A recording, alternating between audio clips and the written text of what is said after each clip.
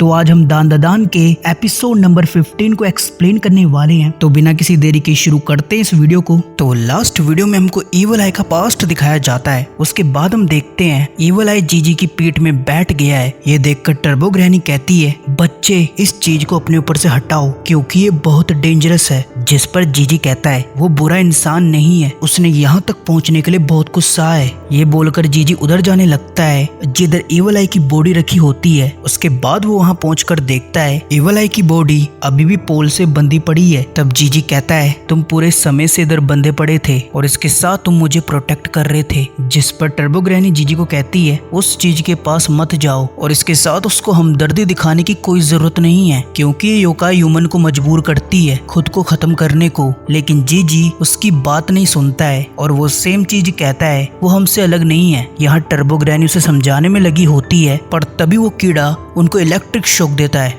जिस वजह से उनकी हालत पतली हो जाती है। लेकिन इसके साथ ही वो लोग नोटिस करते हैं उस कीड़े ने अपने स्लाइवा में उनको फंसा लिया है। उसके बाद मोमो उस जगह से बाहर निकलने का ट्राई करने लगती है लेकिन उसी दौरान वो नोटिस करती है जीजी चुपचाप बैठा हुआ है। उसके बाद हम देखते हैं जीजी अपने कॉन्शियस माइंड में इवल आई से मिलता है जिधर वो उससे कहता है कि मुझे माफ करना कि मैंने तुमसे नफरत की, मुझे लगा तुम मेरे पेरेंट्स की हालत के जिम्मेदार हो। तब इवल आई एक ही वर्ड कहता है कि वो खेलना चाहता है। ये सुनकर जीजू से हाँ बोल देता है। तब इवल आई स्माइल करके उसकी बॉडी को कंट्रोल करने लगता है जो देखकर टर्बो ग्रैनी कहती है, बेवकूफ, मैंने कहा था ना इवल आई जैसे योकाई पे ट्रस्ट मत करो।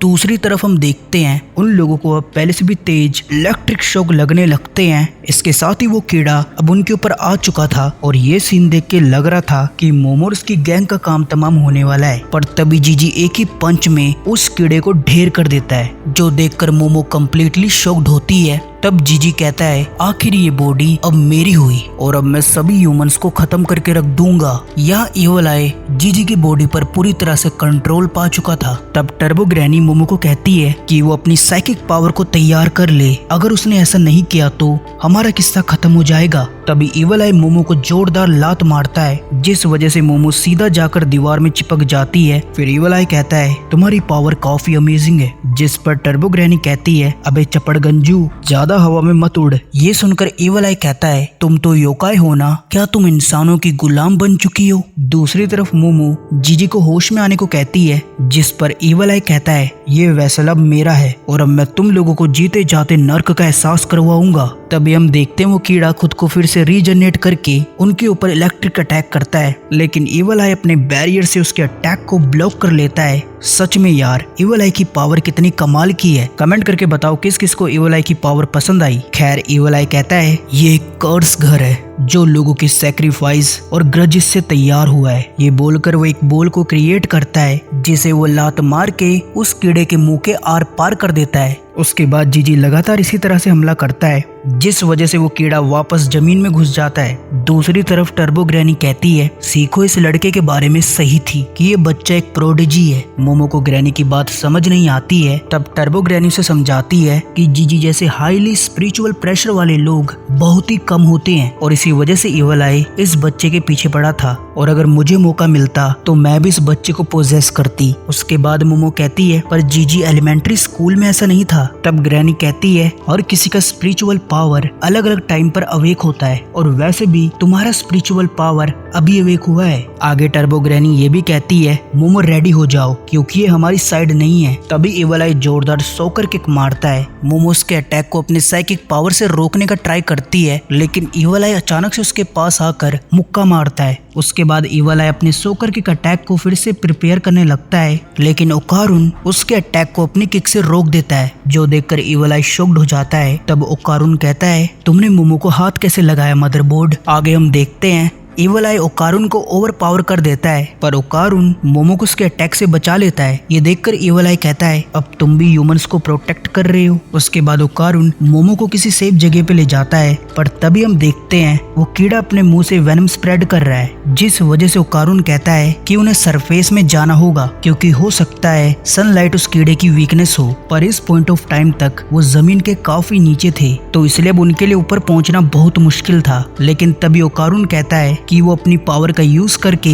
मोमो को ऊपर फेंक देगा। उसके बाद मोमो रस्सी फेंक कर उनको बचा लेगी, लेकिन इसके लिए मोमो मना कर देती है क्योंकि वो जीजी और ओकारुन को अकेला नहीं छोड़ना चाहती थी। जिस पर ओकारुन कहता है कि वो जीजी को संभाल लेगा। तब मोमो बोलती है मैं तुमको बचा लूंगी और तब तक तुम जीजी का ध्यान रखना। आगे हम देखते हैं ओकारुन मोमो को सोफे में बैठाकर ऊपर की तरफ पुश करता है, जिस वजह से मोमो खड्डे से बाहर निकल जाती है। लेकिन तभी ओकारुन नोटिस करता है इवल आई उसके सामने आ चुका है और इवल आई कहता है सबसे पहले मैं तुमको खत्म करूंगा। जिसके जवाब में ओकारुन कहता है अबे मैं तुझे पहले ही बोल चुका हूँ, तू बच के नहीं जाने वाला है। दूसरी तरफ हम देखते हैं मोमो कर्टन से रस्सी बनाकर खड्डे में फेंकती है, पर गैस व्हाट, वो रस्सी उस खड्डे को आधा भी क्रॉस नहीं करती है। फिर मोमो उस घर को आग लगा देती है और आसपास के लोगों को हेल्प के लिए बुलाती है। उसके बाद सीन इवल आई और ओकारुन की फाइट की तरफ चेंज होता है। ये फाइट कितनी खतरनाक हो रही है इसका अंदाजा तुम इसके पैनल को देख के लगा सकते हो। तभी हम देखते हैं इवल आई ओकारुन पे भारी पड़ने लगता है और वो लिटरली ओकारुन को अधमरा कर देता है। फिर इवल आई उसे फाइनल ब्लो देने वाला होता है, लेकिन ओकारुन उसके अटैक को डॉज कर लेता है। लेकिन इस पॉइंट ऑफ टाइम तक ओकारुन की हालत बहुत खराब हो चुकी थी। तब इवल आई कहता है तुम्हारी इधर से उधर कूदने की हैबिट बहुत अनोइंग है, लेकिन ठीक है मैं गेम को सीरियसली लेना पसंद करता हूँ क्योंकि इससे मैं अपनी बॉडी को फुली यूज कर सकता हूँ।